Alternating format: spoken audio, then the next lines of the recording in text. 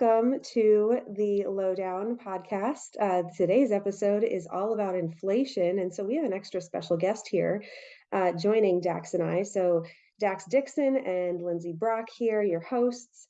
But joining us today is PJ Williams, who is all the way out in Colorado.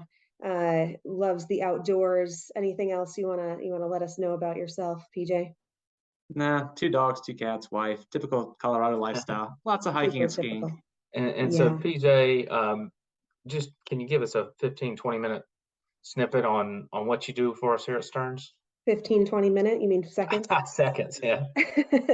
Happy to. I've been with the firm over a decade now.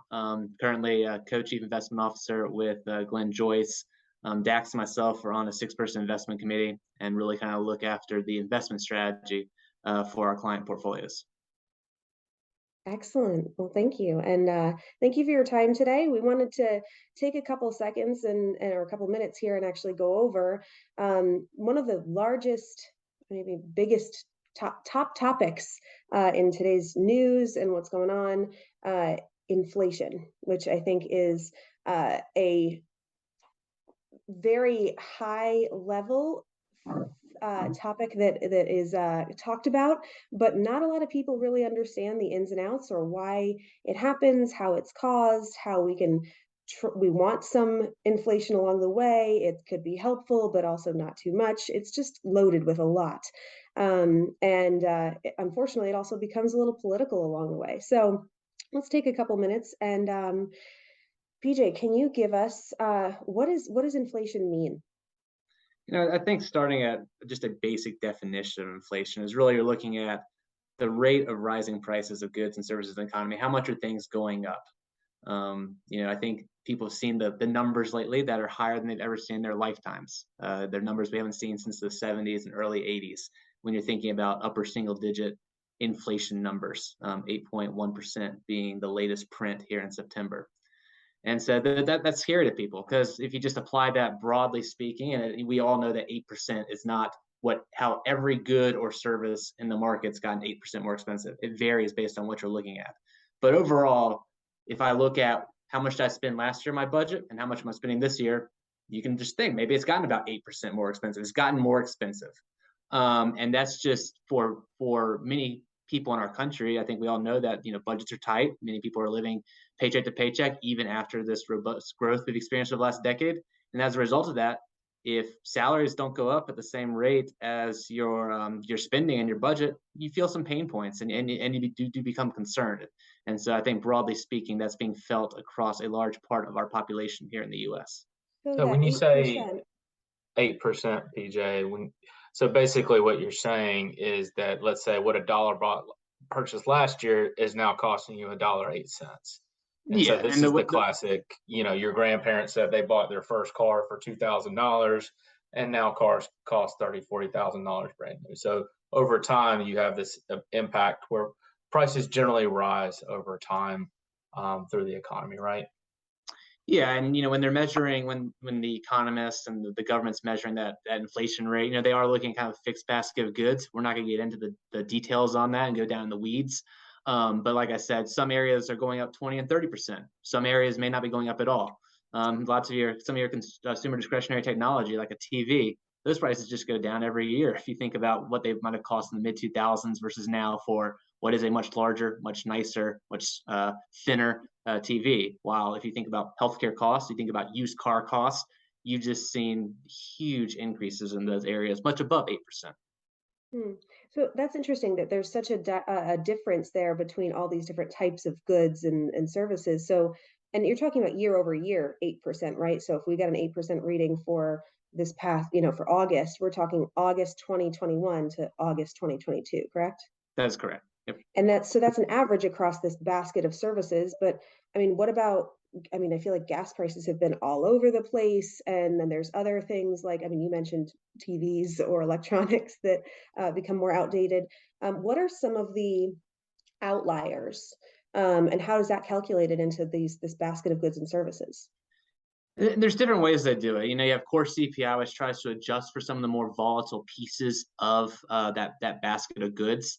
When you talk about outliers, and we can talk about over multi-year periods here, I think Three that I think are very important in affecting people. Two of them are going to be more long-term looking at, and then one's going to be more what's happened recently is healthcare, education, living. Healthcare, education, I think you can look at a decade plus of some very large numbers. And again, if you are either paying for college yourself, your parents are paying for a child to go to college, or you have healthcare bills that are not being covered by insurance for whatever reason, you are feeling much more than the 3% inflation we've had for the past decade. I think what's now happening that may not flow through the inflation numbers as much, but it's really going to be a constraint on people's budgets is living expenses. And I'm talking about shelter expenses. If you did own a house during the pandemic and you did refi, you might have a sub 3% interest rate fixed for 30 years. If you don't plan on moving, your cost of living for shelter is not going up. That's very different from somebody who's either renting an individual house or renting an apartment, where the landlord has some pricing power here, where the demand for shelter in that environment, for those that maybe could not afford a house, the pricing power is with the landlord, and they are increasing rents by probably more than 8% in many cases. And so that's going to definitely hurt the budgets. You have a much more variable living cost than somebody that owns their home.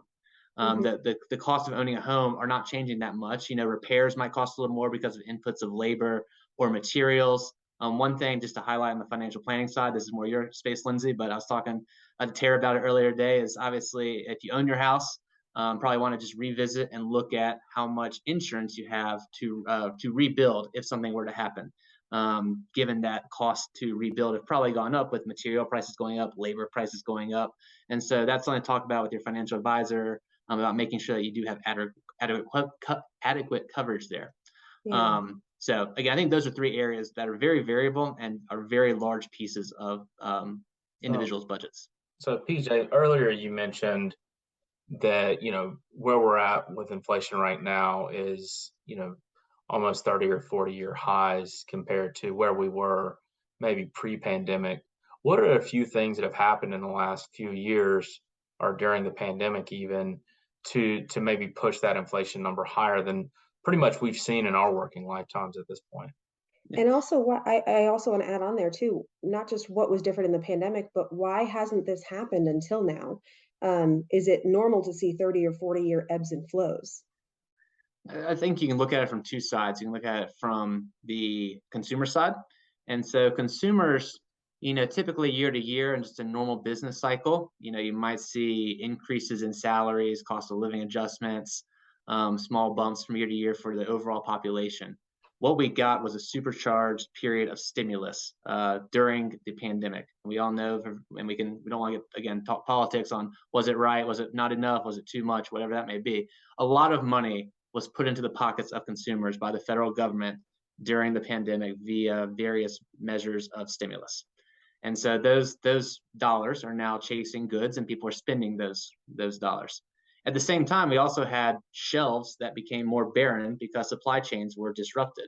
And so as a result of that, what's on the shelves, if there is something on the shelf, there is more pricing power for the business, for the corporation, for the store to increase prices.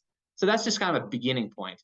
You then think about the war, obviously, over in Ukraine and Russia, what that's done to energy prices this year, given the fact that you've essentially lost one of the major producers of energy in terms of them being able to trade with the West, specifically Europe. You're also seeing the same thing with food prices. We do know that Ukraine and Russia were two of the largest exporters to the world of grain. And so they've kind of shut that off for a while. There's been some negotiations to try to get routes established to safely get some of the grain out of Ukraine, but to date, there's still a shortage of that. You combine that with, again, obviously every year there's going to be environment issues, climate issues in certain areas where you might not have the same crop yield that you're used to. And so again, energy and food's gotten more expensive as a result of maybe some shortages. Supply chain issues have put rising pressure on many goods. The easiest one to look at is cars. We don't have the inputs, whether it just be a simple semiconductor, simple chip. Cars that are almost finished can't actually be sold because they're missing small pieces from their supply that are not able to get here via supply chain disruptions. And so all that's putting upward pressure on prices. People are buying everything, and that kind of led us to these high levels of inflation. And I think that the next thing is what's being done to combat it. There's not much that I think the fiscal side can be done at this point. You can't take money back off the table that you already gave. And so what you're seeing is the Federal Reserve using the same or similar playbook as Paul Volcker back in the late 70s and early 80s, who ran the Fed back then, of increasing rates and increasing sharply. And we are now at following this past Wednesday, we're at 3 straight hikes of 75 basis points. That's not something we've seen in the last couple of decades. So I'm glad you mentioned the Federal Reserve. Can you actually just backtrack a little bit and describe who they are, what their job is, what they're tasked with, and kind of why it's their job to be thinking about this? Yeah, in the most basic form of, they have kind of what we call a dual mandate of attempting to achieve price stability and full employment. You can debate all day what those two levels are. But let's just say unemployment in that 4% range, inflation, so price stability, how much are prices changing, 2.5%. They've recently said in the last year or two during the pandemic, they said it'll be more of a floating target here in the near term, acknowledging, I think already they knew it was going to be elevated above 2.5% for a while, but their repeated use of the word transitory, which to many meant short term, which, okay, let's call it short term 6 months, has obviously not played out when we are not at 3 or 4% inflation, which I think most would be okay with. I think the Fed would be okay with it, not hiking rates at the same rate if we're at 3 or 4%. We're at 8. And so I think their transitory definition has failed, and now they are playing catch up with trying to increase rates, trying to essentially, for lack of a better word, slow down the economy to a degree, making it more expensive to borrow so that people might borrow less and spend less, and that might cool off the overall, don't want to say cool off the economy because the economy is not growing very fast, but cool off the spending by consumers and bring price changes back to that kind of 2%-ish level that they're targeting. So they haven't had to do that over the last 30 to 40 years, at least to this extent. Not in the same sense. Usually what we're seeing, or what, if you just go back to the last crisis, financial crisis, and then also during early in the pandemic, that they go the other way of easier monetary policy. They lower rates down to the zero bound. They buy bonds. They pump money into the system. So we've seen that a couple of times. They're encouraging people to spend, but now they're doing the reverse. They're doing the reverse. And, I think if many believe, I think Stearns would be part of this population, of that if they had started earlier in terms of just raising rates, they could have done it more gradually without the sharp rises, and might have ended up with a better outcome from an inflation standpoint. Some things definitely are outside their control. I mean, again, what's going on with energy prices in Europe and Russia, obviously that bleeds over here a little bit. But many believe that they were just slow to take action to get us off that zero bound. And so are they inherently political, or, because it sounds like they didn't do a great job. Do they get fired? They are appointed. And so, Powell has been here for a while now. You see that sometimes that after they might have one of these roles, they might end up in a White House role with the administration. If you look at the former Fed chairwoman, Janet Yellen, who is now Secretary of the Treasury within the Biden administration. So they are not supposed to be political in their decision making. I think everybody's going to have their own opinion of that, but they are appointed by the current administration. Okay, interesting. So we think that maybe they could have acted a little bit sooner, but it's not like it's a fireable offense. And even then, they're not hired, they're appointed. So we'll see how this goes. It's not really a political decision, like we voted for them or anything. I mean, I think it is from the perspective of, Jay Powell had to be reappointed by Biden in the last year, and there were question marks on whether he would be chosen again. Biden did continue forward with him, but that was not a certainty. And I will add, there's been times in the past where presidents and chairs of the Federal Reserve have had very public disputes with one another. I think Lyndon B. Johnson, most notably, I think he got pretty aggressive with the Fed chair back in the 60s by shoving him up against a wall. So I don't know if that's political or not, but it definitely happened. Sounds dramatic regardless. So I just want to clarify a point. PJ, you mentioned fiscal policy earlier. Fiscal policy is generally meant that, like the Congress of the United States, they set tax and spending policies. And so that's one way to control what we call aggregate demand. So that means how much people in the U.S. can spend. So if they tax us more, we won't have as much disposable income to spend. Where during the pandemic, they injected the economy with money through stimulus checks and things of that nature, which means that we had more to spend. So that's called fiscal policy. The Federal Reserve runs what's called monetary policy. So they do that through that dual mandate that PJ was talking about, with unemployment on one side and kind of inflation on the other. And they control these two variables through interest rate policy for the most part. So when we say rates are rising, the Federal Reserve is basically trying to heighten the short end of the curve to make interest rates higher, which then basically people are going to spend less because it costs more to borrow. So these are two ways that I guess you can think of the government can act, either through monetary policy in the Federal Reserve or fiscal policy in Congress. So. That's great, Dax. Thank you for that explanation. And so, I mean, what does this all mean for our listeners or our clients, people that are either saving for a goal, or they have maybe a long-term outlook on retirement or buying a house, or really just anything saving at this point? What does this mean? It sounds like it's a very complex topic.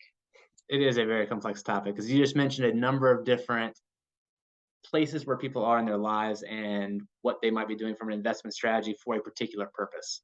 So if you are saving, and so you're saving in cash, not saving in a 401k, but you're saving in a taxable account to buy a house, to buy a car, to go on a vacation, send to my college, you're benefiting now from higher interest rates. Depending on what bank you bank with, depending on if you use CDs or you buy short-term treasuries, you can now get 2 to 4%, depending on which avenue you take.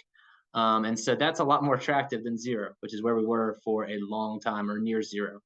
And so that's advantageous. Higher interest rates benefit those types of investment strategies or potential needs.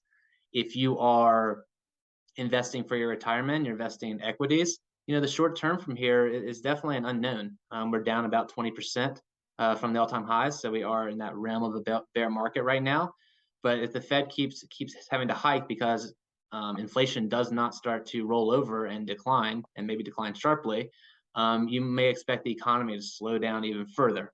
We've seen some preliminary earnings discussions from certain companies in the shipping areas and the auto manufacturing areas, and they've come out and said that the outlook is very bleak from their perspective, from what they're seeing, and that they do anticipate a recession coming for the U.S. And we hope that is a more shallow recession. Right. Well, we will definitely touch on recession and what that means, and what the stock market impact might be there. But I think that's a whole other topic we definitely don't have time to go into today. On just inflation, which I know, again, we're narrowing in on such a big topic. Is there anything else that you want to tell our listeners, or Dax, is there anything that you want to add while they're listening to the news right now and hearing this buzzword over and over again, how it might impact them? I mean, I think I think for people, for clients, for investors, again, focusing on that kind of 3 to 5 year window coming up, and making sure that based on what your financial goals are, that you are setting up properly for those. Inflation may be here to stay for a little while longer in terms of being elevated above that 2 to 3% target. It's hard to see that coming down tomorrow. So we are going to be in not near 8%, hopefully. No, over the long term, no. A year from now, we hope we're not at 8%. It could be another few months, but we would hope that we're down in that 3 to 5% a year from now, and that we continue to see declines. But just acknowledging that you may have to spend a little bit more in certain areas that, again, are more affected potentially by what the current causes of inflation are. And each cycle, inflation can come from different pockets of the economy. And I think right now we know energy, food, living, again, if you don't have that fixed rate mortgage, are three of the main areas that people are really feeling that in their monthly budgets. Yeah, I would add that, in the long run, inflation is probably a self-correcting issue, because people are going to make different spending decisions. They're going to, instead of traveling internationally, they might do it domestically. They might eat at home versus going out, et cetera, et cetera. And then you have disruptive businesses coming around that are going to figure out how to make the same things for less if they can be profitable. And so over the long run, I think it's a self-correcting problem.